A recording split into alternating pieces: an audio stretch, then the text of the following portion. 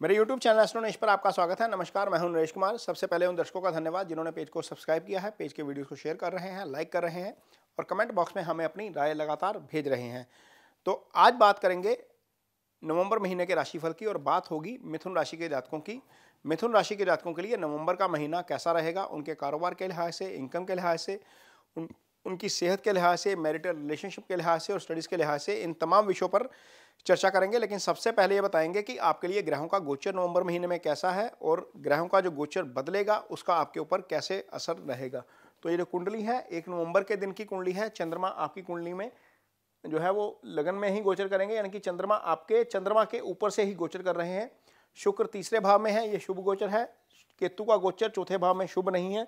सूर्य मंगल बुध तीनों ही ग्रह जो है वो पंचम भाव में है, ये गोचर शुभ नहीं है।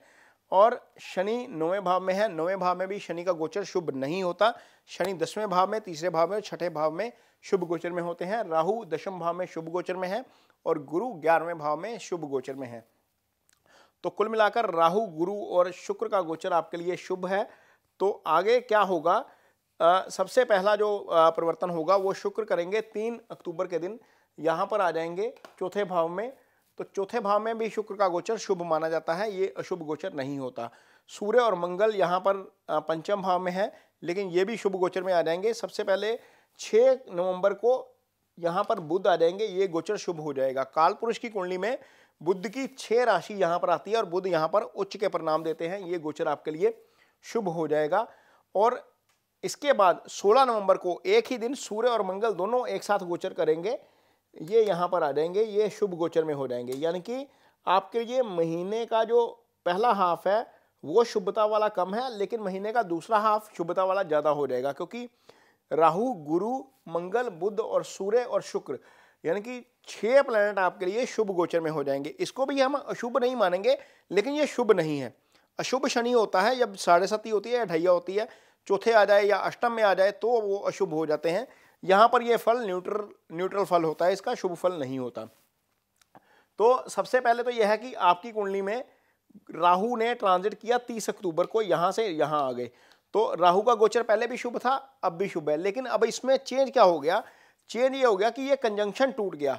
गुरु आपकी कुंडली में 10वें भाव के स्वामी होकर 11वें भाव में बैठे हैं। 11वें भाव के कारक गुरु हैं। ये 11वां भाव क्या है, ये तरक्की का भाव है, यहाँ से एलिवेशन देखी जाती है, यहीं से आपकी इनकम देखी जाती है। ये कर्म है, ये आय है। तो आय भाव का कारक ग्रह गुरु अब राहु के बिना उस भाव में इकलौते होके बैठ गए और मंगल जो इस भाव के स्वामी हैं वो शुभ गोचर में चले गए छठे भाव में। तो निश्चित तौर पर आपके लिए फंड फ्लो बढ़ने वाला है, यानी कि पैसे जो है वो आपको कमी नहीं आएगी उसकी। राहु यहाँ पर क्या करेंगे, राहु यहाँ पर आकर सबसे पहले तो आपकी ट्रांसफर करवा सकते हैं, आपका हाउस परिवर्तन करवा सकते हैं, आपका कर्म स्थान का परिवर्तन करवा सकते हैं, लेकिन इसके साथ ही राहु यहाँ पर मल्टीपल जॉब के चांसेस भी दे सकते हैं। तो निश्चित तौर पर क्योंकि राहु ने अब ट्रायंगल एक्टिवेट कर दिया, 1 2 3 4 5 ये वाला ट्रायंगल एक्टिवेट, 6 7 8 9 ये वाला ट्रायंगल एक्टिवेट, यानी कि कुंडली में लगन से छठा भाव जो होता है वो कर्म का भाग्य होता है। तो राहु का जब एक्टिवेशन होता है तो वो आपको मल्टीपल जॉब देते हैं। जिनको पहली जॉब की दरकार है मिथुन राशि के जातक, उनके लिए पहली जॉब एक्टिवेट है, यानी कि दूसरा भाव एक्टिवेट हो गया, वहां पर आपको पहली जॉब मिल सकती है। जो ऑलरेडी काम कर रहे हैं वो एक नया वेंचर शुरू कर सकते हैं। ये अगले 1.5 साल रहेगा यहाँ पर राहु, और अगले 1.5 साल आपको इसके अच्छे परिणाम देखने को मिलेंगे करियर के लिहाज से। ये रणनीति का कारक ग्रह है। जब ये कर्म स्थान पर आ जाता है, किसी भी लगन कुंडली में जब ये कर्म स्थान पे होता है तो स्ट्रेटजी मेकिंग में लोग ज़्यादा काम करते हैं। तो यहाँ पर आकर आपकी पोजीशन ऐसी हो जाएगी जहाँ पर आप स्ट्रेटेजिकली जो है वो जो काम होते हैं वो करेंगे। तो निश्चित तौर पर कर्म और आय वो बहुत अच्छी है। कारोबारियों के लिए जो नया वेंचर शुरू करना चाहते हैं उनके लिए भी समय अब बहुत अच्छा आ गया है। तो निश्चित तौर पर आपको इसका अच्छा लाभ होगा करियर और आय के लिहाज से। यदि हम देखें आगे देखते हैं आपका रिलेशनशिप, मैरिटल रिलेशनशिप की यहाँ पर हम बात करेंगे खासतौर पर। तो सप्तम भाव से मैरिटल रिलेशनशिप देखा जाता है, ये मैरिज का भाव होता है। और हुआ क्या है, इस भाव का स्वामी राहु केतु एक्सिस में था, ये देखिए यहाँ पर ये पोजीशन थी, और राहु केतु एक्सिस में होने के कारण थोड़े से मिथुन राशि के जातकों के लिए मैरिटल इशू क्रिएट हो रहे थे। लेकिन जैसे ही ये कंजंक्शन टूटी है तो निश्चित तौर पर पहले तो गुरु की दृष्टि अपने भाव के ऊपर जा रही है। जब गुरु या कोई भी ग्रह अपने भाव को सेव करता है तो निश्चित तौर पर वहां पर रिजल्ट बहुत अच्छे हो जाते हैं। तो सप्तमेश क्या कर रहा है, सप्तमेश अपने घर को डिफेंड कर रहा है यहां पर, और इस भाव के ऊपर ना राहु की दृष्टि रहेगी, ना केतु की रहेगी, ना शनि की रहेगी। यानी कि जो 3 पाप ग्रह हैं बड़े, वो सप्तम को प्रभावित नहीं कर पाएंगे। तो यदि यहां पर कोई मैरिटल डिस्प्यूट चल रहा था मिथुन राशि के जातकों का, या कोई कोऑर्डिनेशन में कमी आ रही थी, तो वो चीजें ठीक हो जाएंगी। यदि आपके पार्टनर की हेल्थ को लेकर कोई इशू हो रहा था तो वहां पर भी चीजें ठीक हो जाएंगी, इसमें कोई दिक्कत वाली बात नहीं है। जो लोग सिंगल्स हैं उनके लिए अब शादी का रास्ता खुलने जा रहा है, क्योंकि गुरु पंचम को भी एक्टिवेट कर रहे हैं। यहां से हम रिलेशनशिप देखते हैं, आपका जो रिश्ता होता है, जो एंगेजमेंट होती है, वो पंचम से होती है, और सप्तम को भी एक्टिवेट कर रहे हैं।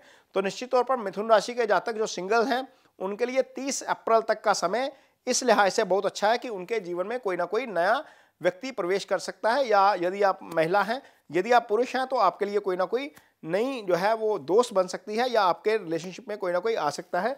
तो निश्चित तौर पर यह स्थिति बहुत अच्छी है।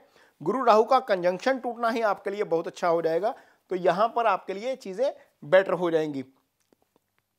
आगे बात करेंगे आपकी हेल्थ कैसी रहेगी।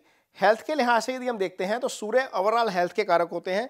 16 नवंबर को सूर्य शुभ गोचर में आ जाएंगे। जब सूर्य शुभ गोचर में आ गए हैं तो निश्चित तौर पर आपकी हेल्थ को लेकर कोई बहुत ज्यादा लंबा चौड़ा इशू नहीं रहने वाला है।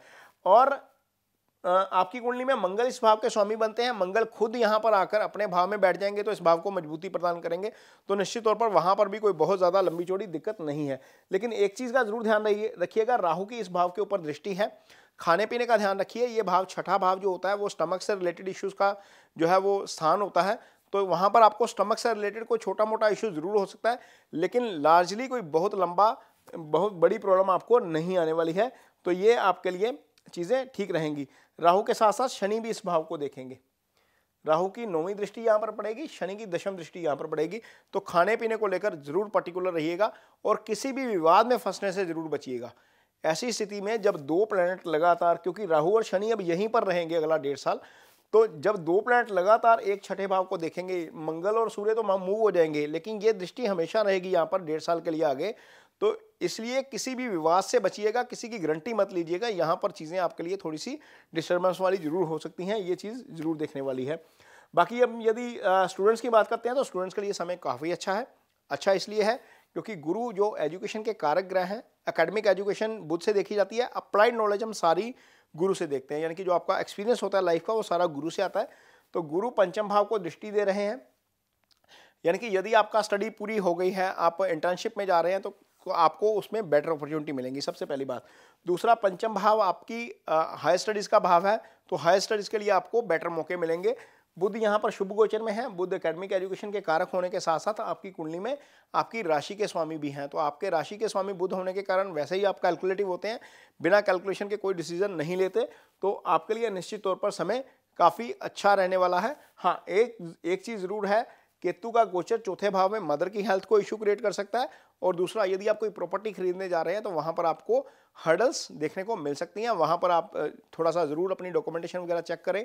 और यदि कार भी खरीदने जा रहे हैं तो निश्चित तौर पर वहां पर भी सावधानी पूर्वक सारे डॉक्यूमेंटेशन रखें। यदि कोई लोन का चक्कर है तो वहां पर भी आपको थोड़ी सी सावधानी जरूर रखनी पड़ेगी।